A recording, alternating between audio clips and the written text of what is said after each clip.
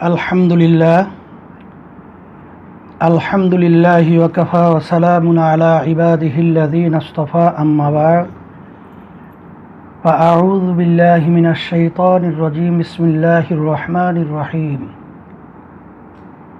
ওয়া লাকাদ কাররামনা বানি আদম ওয়া ক্বালা তাআলা উলাইকা কাল আনআমি বাল হুম আদাল সাদাকাল্লাহুল আলিয়্যুল আযীম। শুকরিয়া আদায় করতেছি মহান রব্বুল আলমিনের দরবারে। রব্বুল আলমিন আমাদেরকে সুস্থ সহি সালামতে রেখে তামাম দুনিয়াব্যাপী যে মহামারী, আল্লাহর পক্ষ থেকে পরীক্ষা, যে করোনা ভাইরাস চলছে, এর ভিতরে আল্লাহ রব্বুল আলমিন আমাদেরকে সুস্থ রেখেছেন। শুকরিয়া তান বলি আলহামদুলিল্লাহ। ইসলামী আন্দোলন বাংলাদেশ, তারই একটা সহযোগী সংগঠন ইসলামী যুব আন্দোলন। ইসলামী যুব আন্দোলন আমরা কেন করলাম? ইসলামী যুব আন্দোলন ইসলামের জন্য, দেশের জন্য গুরুত্বপূর্ণ একটা ভূমিকা পালন করে আসছে। দেশ জাতির কল্যাণার্থে যুব আন্দোলনের যুবকদের কোনো বিকল্প আর অন্য কোনো সংগঠন নাই। বিধায় ইসলামী আন্দোলন বাংলাদেশ যুব আন্দোলনকে তারা সহযোগী সংগঠন হিসাবে দেশ জাতি দুনিয়াতে কল্যাণ আখিরাতে মুক্তির লক্ষ্যে যুব আন্দোলন প্রতিষ্ঠা করেছেন। আপনারা জানেন, আমাদের বাংলাদেশের ভিতরে ইতিহাস যদি আমরা পর্যালোচনা করি, আমরা দেখতে পারব যে বিভিন্ন সময় কোনো দাবি বাস্তবায়নের ক্ষেত্রে সবচেয়ে যুবকদের বড় ভূমিকা এই সমাজে ছিল, এই দেশের ভিতরে ছিল। যুবকদের ব্যাপারে আল্লাহ রাব্বুল আলামিন অনেক প্রশংসা সহ আল্লাহ রাব্বুল আলামিন যুবকদের ব্যাপারে গুরুত্ব হিসাবে তিনি বর্ণনা করেছেন। দেখা গেছে মুসা আলাইহিস সালাতু ওয়াসসালাম যখন পূর্ণ যৌবনে পদার্পণ করলেন, তখন আল্লাহ রাব্বুল আলামিন তাকে প্রজ্ঞা আল্লাহ রাব্বুল আলামিন ঘোষণা করলেন। আয়াতের ভিতরে আল্লাহ রাব্বুল আলামিন আরও বলেছেন, আসহাবে কাহাফের যে 7 ব্যক্তি ছিল যুবক, তারাও কিন্তু ছিল যুবক। এ সম্পর্কে আল্লাহ রাব্বুল আলামিন বলেন, হে রাসূল, আপনার কাছে তাদের ইতিবৃত্তি সঠিকভাবে বর্ণনা করেছি। তারা ছিল কয়েকজন যুবক, তারা তাদের পালনকর্তার প্রতি বিশ্বাস স্থাপন করেছিল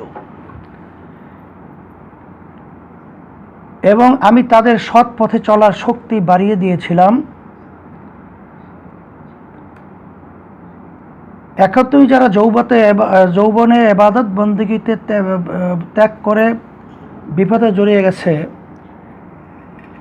তাদের জন্য আল্লাহ তাআলা তার রহমতের দরজা খোলা রেখেছেন। তাদেরকে নিরাশ না হওয়ার ব্যাপারে কোরআনুল কারীমের ভিতরে আল্লাহ রাব্বুল আলামিন ঘোষণা করেছেন।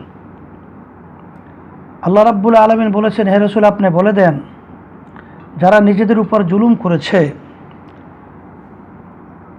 তোমরা আল্লাহর রহমত থেকে নিরাশ হও না। নিশ্চয়ই আল্লাহ রাব্বুল আলামিন গুনাহ মাফ করবেন, তিনি ক্ষমাশীল, পরম দয়ালু। ইসলামে যৌবনকালের ইবাদত বন্দেগী গুরুত্ব সীমাহীন। এ সময় ইবাদত যে আল্লাহ তাআলার কাছে খুবই প্রিয়, তা উঠে এসেছে প্রিয় নবী সাল্লাল্লাহু আলাইহি ওয়াসাল্লামের বর্ণনায়। 7 প্রকার লোককে আল্লাহ রাব্বুল আলামিন কিয়ামতের ময়দানে তারা আরশের নিচে ছায়া দান করবেন। তার ভিতরে 1 প্রকার, 2 নম্বরেই ওই যুবক, ওই যুবতী যারা তার জওয়ান কালটা আল্লাহ রাব্বুল আলামিনের ইবাদতের ভিতরে কাটিয়েছে। যুবকদের উদ্দেশ্যে প্রিয় নবী সাল্লাল্লাহু আলাইহি ওয়াসাল্লামের নসিহত হলো, একজন বৃদ্ধের ইবাদতের চেয়ে আল্লাহ রাব্বুল আলামিন বেশি গুরুত্ব দেন যুবকদের এবং যুবতীদের ইবাদতের।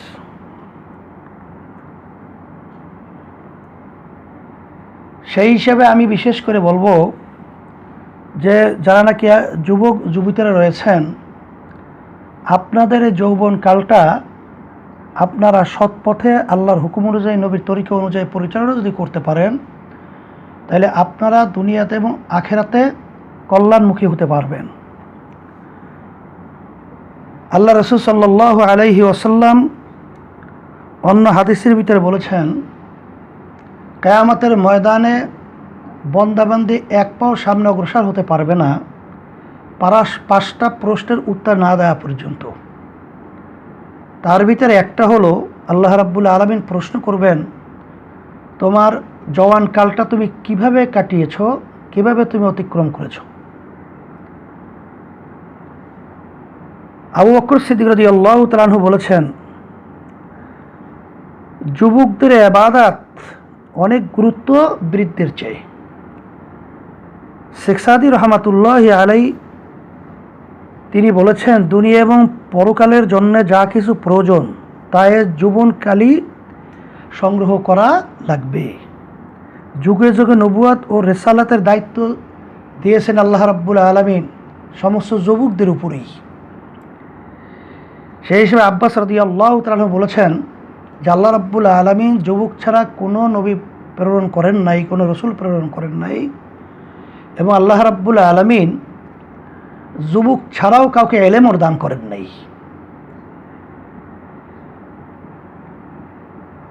আমি যুবক শ্রেণীদেরকে বলবো যে বর্তমানে অন্য অন্য দুনিয়ামুখী স্বার্থান্বেষী যে মহল রাজনীতি করে, তারা তাদের ক্ষমতায় যাওয়ার জন্যে সিঁড়ি হিসাবে যুবকদেরকে ব্যবহার করার কারণে যুবকরা অনেক সময় বিপদগামী হয়ে পড়ে, মদসহ বিভিন্ন খারাপ কাজের ভিতরে তারা লিপ্ত হয়ে সমাজকে এবং নিজেকে ধ্বংস করে ফেলে। আমি যুবকদেরকে বলবো যে আল্লাহ রাসূল সাল্লাল্লাহু আলাইহি ওয়াসাল্লাম যুবকদের ব্যাপারে যে প্রশংসা করেছেন, যুবকরা আমার সহযোগিতা করেছে, ইসলামের সহযোগিতা করেছে, আর বুড়ারা বিরোধিতা করেছে, তাহলে বোঝা গেল যুবকদের মাধ্যমেই সমাজের একটা পরিবর্তন, এটা খুবই সহজ একটা ব্যাপার। তা আমি যুবকদেরকে বলবো, আসো যে আজকে আমাদের দেশের ভিতরে যে দুর্নীতি, যে দুঃশাসন এবং যে মানুষ যে মানবতার জীবন যাপন করছে, এর থেকে পরিত্রাণ পাওয়ার জন্যে তোমাদের ভূমিকা সমাজের ভিতরে, রাষ্ট্রের ভিতরে, দেশের ভিতরে অত্যন্ত জরুরি হয়ে পড়েছে। বিধায় আমি বলবো, আসো ইসলামী আন্দোলন বাংলাদেশ তার সহযোগী সংগঠন ইসলামী যুব আন্দোলনের সাথে তোমরা জড়িয়ে নিজের ব্যক্তি জীবনকে তোমরা গঠন করবে, দুনিয়াতে কামিয়াবি এবং আখেরাতে কল্যাণের জন্যে তোমরা প্রস্তুত গ্রহণ করবে, এ আহ্বান তোমাদেরকে আমি করব। সাথে সাথে তোমরা লক্ষ্য করেছ আজকে বাংলাদেশের ভিতরে যে আল্লাহ রাব্বুল আলামিনের পক্ষ থেকে যে পরীক্ষা চলছে করোনা, সেই করোনার ব্যাপারে আমাদের দেশের সরকার যে মন্ত্রণালয়গুলো আমাদের দেশে রয়েছে, এর ভিতরে সবচেয়ে দুর্নীতিগ্রস্ত স্বাস্থ্য মন্ত্রণালয়। অন্য অন্য দেশের ভিতরে যদিও নাকি দেখা যায় বেশিরভাগ তারা মুসলমান নয়, অন্য জাতি, তারপরেও তাদের কার্যক্রম স্বাস্থ্যের ব্যাপারে তাদের যে গুরুত্ব, আর আমাদের দেশে স্বাস্থ্যের ব্যাপারে আমাদের সরকার সহ মন্ত্রণালয়গুলো যে উদাসীন, এটা অত্যন্ত দুঃখজনক একটা ঘটনা, ইতিহাস বিরল। বিধায় আমি সরকারকে আহ্বান জানাবো যে স্বাস্থ্য মন্ত্রণালয়ের দুর্নীতি, এর দায়ভার সরকার কখনোই এড়াতে পারে না। এ দায়ভারের ভিতরে আপনি নিজেও এবং বিশেষ করে আমাদের প্রধানমন্ত্রীও এ দায়ভার আপনাকেই নিতে হবে। আমি সাথে সাথে বলবো, যদি আপনারা এর কোনো সুন্দর ব্যবস্থা করতে না পারেন, তাহলে আপনাদের পদত্যাগ করা উচিত। আর একটা বিষয় বাংলাদেশের ভিতরে যেটা নতুন কোনো ঘটনা নয়।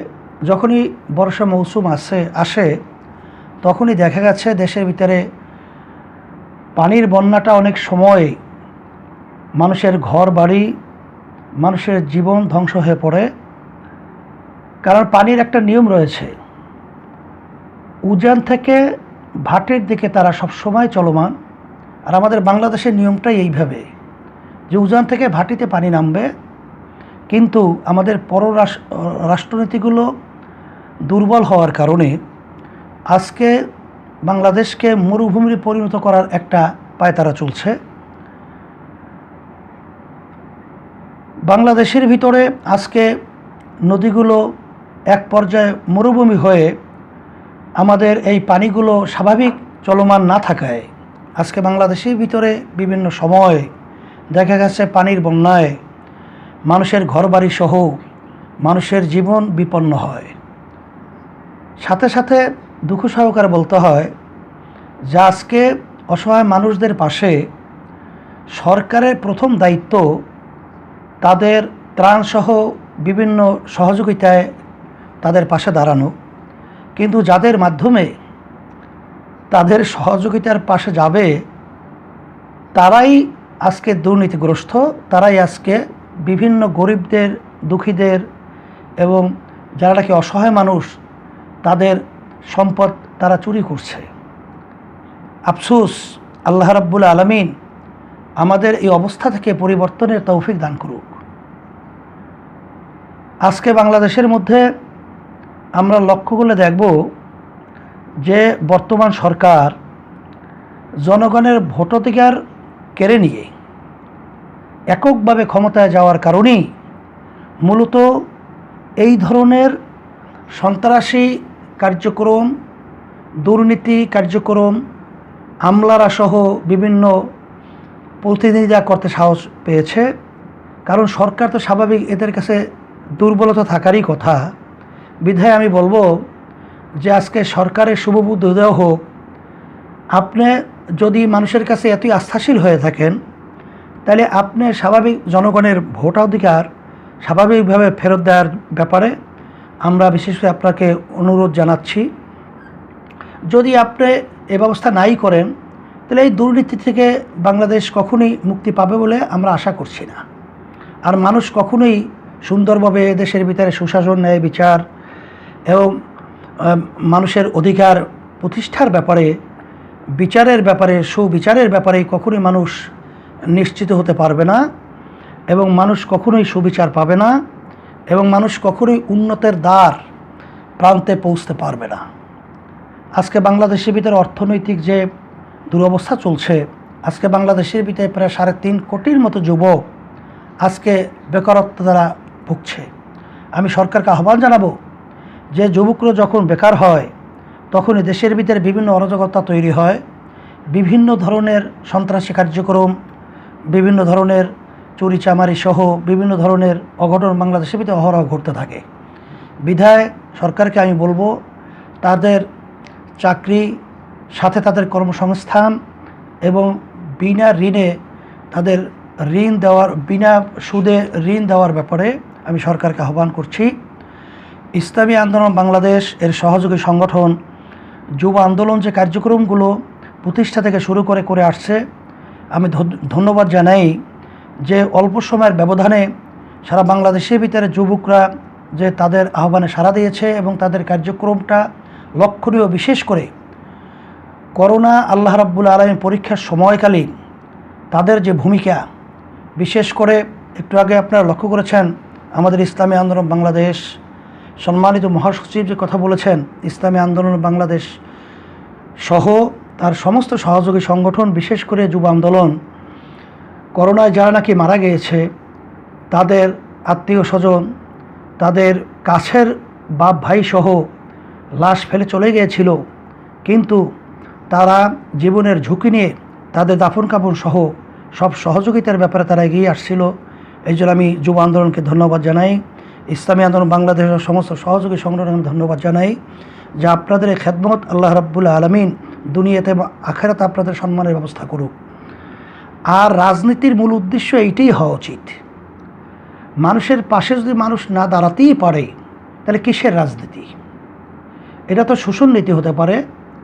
এটারও রাজনীতির নামে এক পর্যায়ে আমরা বলবো রাজনীতির নামে এটা অশান্তির একটা পরিবেশ তৈরি করা।